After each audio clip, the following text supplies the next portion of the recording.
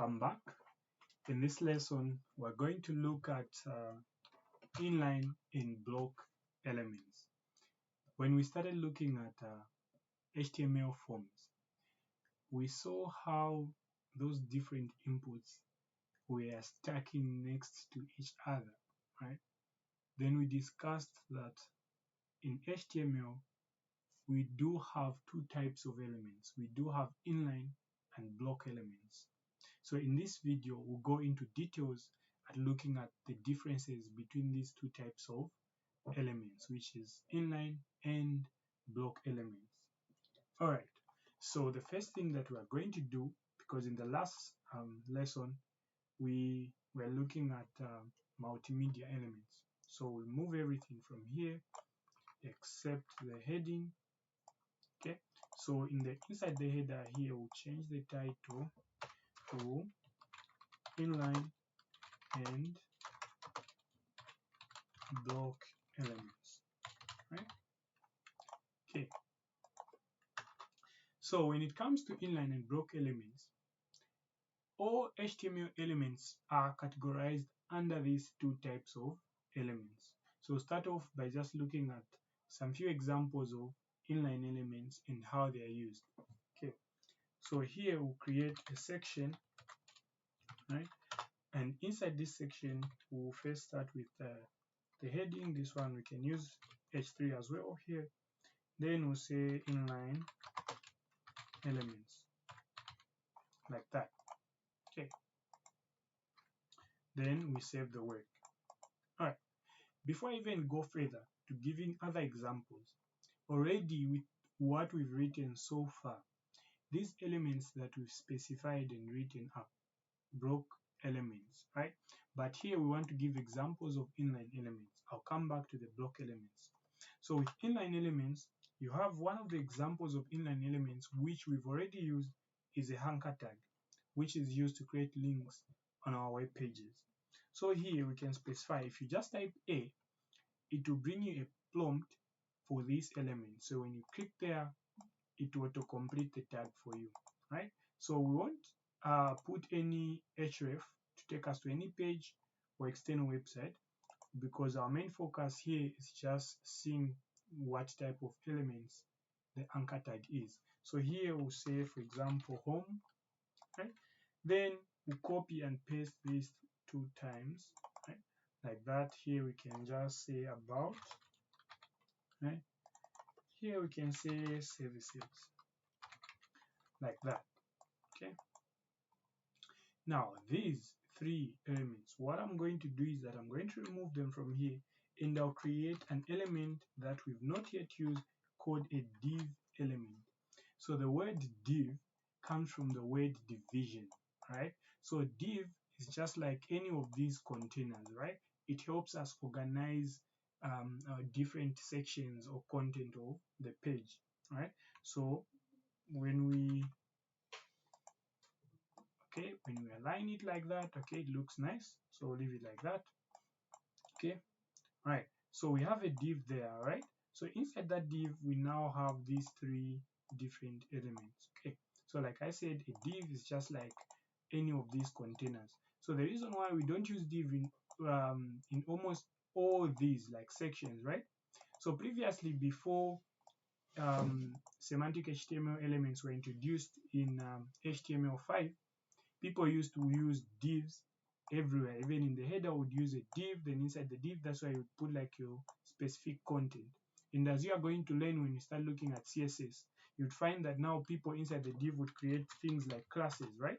To specify, to name the div. So if this was a section that dealt with, for example, let's say services, they would now give a class of services, right?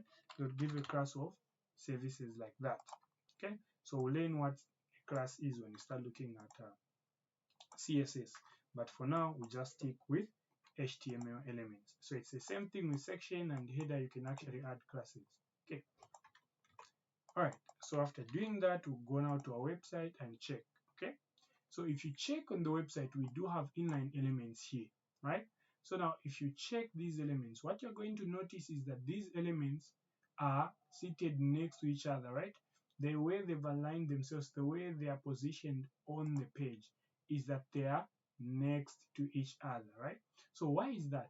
Okay, so with inline elements, they only occupy as much space as they need. They don't take up the whole block, right? So for us to visually see what I mean, right? One of the things that you can use is a Chrome extension. So if you're using Chrome, you can install a Chrome extension called Web Developer, right? So it's already installed on my in my Chrome browser. All right, so this is the extension here. It's Web Developer. It's called Web Developer. So for you to install it, what you do is you can just go to Chrome Web Store. Okay, you can just Google Chrome Web Store. Then you click the first link, right? So when you get on the Web Store for Chrome, what you do is you just search for Web Developer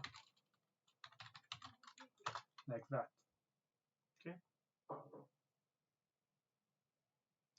So the first one that appears, which is this one, Web Developer, it's bringing that tag there added because it's installed on my Chrome browser. So if you don't have it installed, you see a button here for install. So what you can do is you click, then here it will say install, right?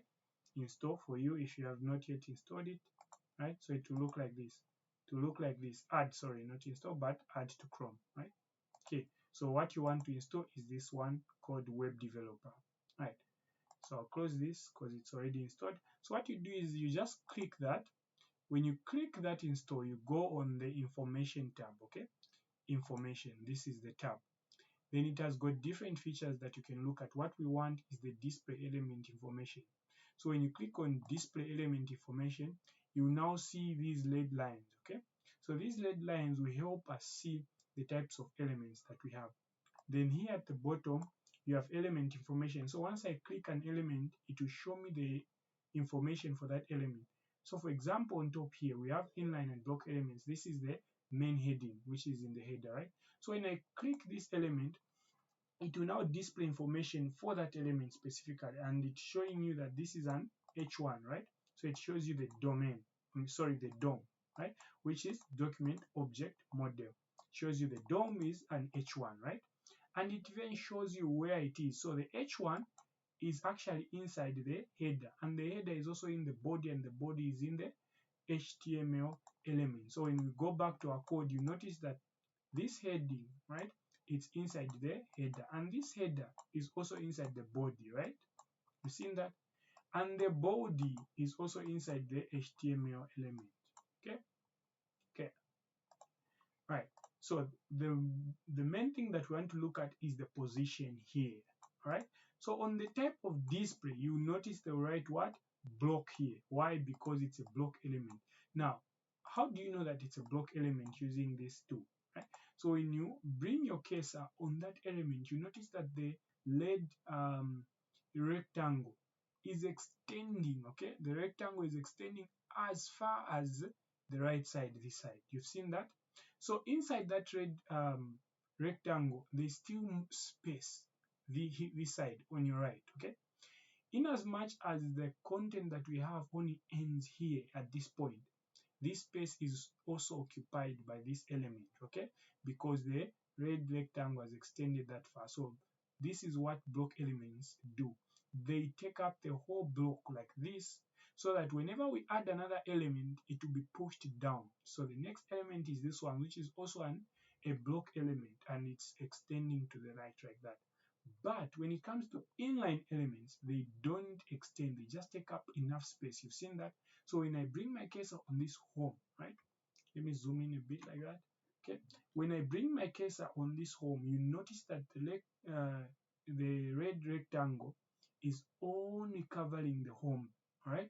Which is the content that we have. So when I bring it on about, it's doing the same. Even on services, it's not extending that far, right? But when I bring the cursor here, it's extending. And when I click here, you notice that we are looking at a what? A div, right? Because the div is the parent for these elements. So these elements are inside a div. If we go back to our code, remember these elements are inside a what? A div. And a div is an example of a block element. And that is why it's extending as far as that, right? and other examples of inline elements that we can look at. Okay, so inside so just create a different section, right? So create a different section here, then inside here we'll create image tags. So with image, I'll go in the images, I'll get the first image, and or just say, remember these were our Juno boards, the images that we had added, right? Okay, so we can just specify the width, okay, just say it's 400 pixel like that, or we can reduce it to 300. Okay, what we want is to add, copy, and paste these images. Okay, so here we have image 2, which is that one, and here we have image 3, like that. Okay, so when we save the work and go on our website, okay, when it refreshes, everything will be removed, right? So you can go back to that, and we see the element. You've seen that? So even with the images, they are not extending, but when we look at this element, the section element, right? So when you go here, let's just zoom out a bit. Okay, so when you check here, right, on the section, it's telling us that this is a what? A block element. Okay, and it's not sorry, it's extending up to that end, but when we click on the image here, we can see that this is a what? This is an image, but the display now changes to inline. Why? Because this is an inline element. So this is what an inline element does and looks like. Okay, now we are able to change these, right? So for now, without using CSS, what you can do to change this, right? If you want them to stack over each other, what you can do, like we did in the lesson where we're looking at HTML forms, what you can do is that you can add a break here by typing BR, okay, then you close it with a forward slash like that. Okay, so when I save now, you notice that these two elements will go down. Okay, so these two elements will now go down because we've added a break here, right? So when I look at that now, okay, when you look at that now, you notice that this element, it's still an inline, okay, it's still an inline element, but because we've added a break, these other elements have now gone down. So even here, you can add a break and this will actually go down like that. So these are inline elements, okay? So when we go to block elements, okay, so I'll just copy this. Okay, let me just copy this. Right. Then I'll paste it here at the bottom. We'll call this block elements. Okay, so with block elements, I'll just use two types of block elements because we've looked at a number of examples of block elements. So I'll use H4, right? So I'll say this is a block element. Okay, then another example of a block element is a paragraph tag. Okay, we use Lorem Ipsum here. Okay, and we'll structure it properly like that. Okay, so when I save the work and go on the website, okay, you will now be able to see that this content is extending. Okay, let me zoom in a bit.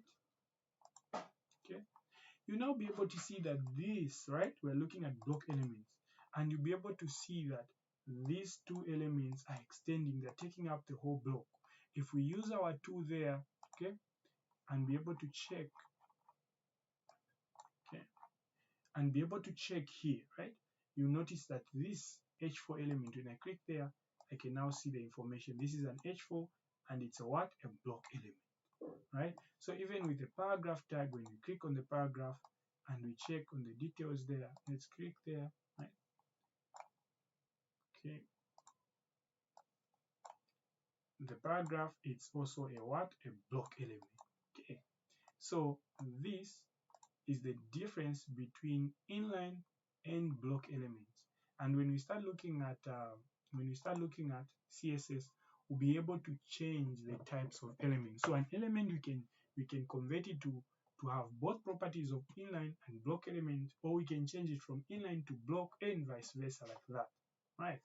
So this is it on inline and block elements. I will see you in the next lesson.